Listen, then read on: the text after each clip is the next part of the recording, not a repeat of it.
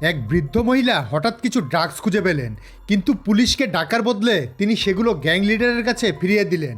বস অবাক হয়ে গিয়েছিল, কারণ বৃদ্ধার বয়স ছিল 80 বছর। এরপর বৃদ্ধা বললেন যে তিনি গ্যাংয়ে যোগ দিয়ে ড্রাগস বিক্রি করতে সাহায্য করতে চান। তিনি বুঝিয়ে বললেন যে তার কোনো ক্রিমিনাল রেকর্ড নেই এবং কেউই একজন বৃদ্ধা মহিলাকে সন্দেহ করবে না। তাই বোস তাকে পরীক্ষা করার জন্য 1 কেজি ড্রাগস দিলেন। বৃদ্ধা নিজের রূপ পরিবর্তন করলেন এবং মানুষকে গিয়ে জিজ্ঞেস করতে লাগলেন যে তারা ড্রাগস কিনতে চায় কিনা। কিন্তু সবাই ভয় পাচ্ছিল, তাদের মনে হচ্ছিল তিনি হয়তো পুলিশের হয়ে কাজ করছেন। কিছু সময় পর বৃদ্ধা তার প্রথম খদ্দের পেলেন।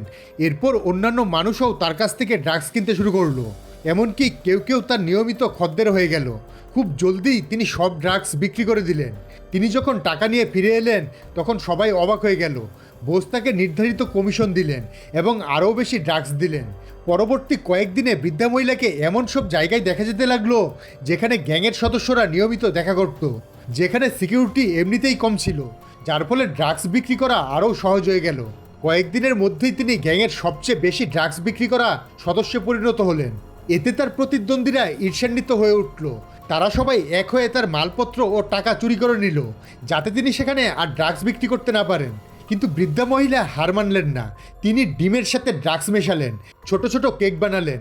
এরপর তার কিছু বন্ধুকে তার টেস্ট করার জন্য ডাকলেন। তাদের সবারই কেক খুব পছন্দ হলো, কারণ সেগুলোর মধ্যে ড্রাগস লুকানো ছিল। এভাবে তিনি কেক বিক্রি করা শুরু করলেন। শুধুমাত্র এক সকালেই তিনি সব কেক বিক্রি করে ফেললেন। তিনি টাকা নিয়ে আবার বসের কাছে গেলেন। তার বিক্রি বাকিদের 1 বছরের বিক্রির চেয়েও বেশি হয়ে গিয়েছিল। এরপর তিনি তার কমিশন বাড়িয়ে 30% করার কথা বললেন। বস প্রথমে না করলেন, কিন্তু বৃদ্ধা বললেন যে তিনি রাজি না হলে সে অন্য কোনো সাপ্লায়ার খুঁজে নেবে। অবশেষে বস রাজি হয়ে গেলেন। ধীরে ধীরে মানুষ যখন ড্রাগসের কেকের প্রতি আসক্ত হতে লাগলো, তখন আরও বেশি খদ্দের আসতে শুরু করলো।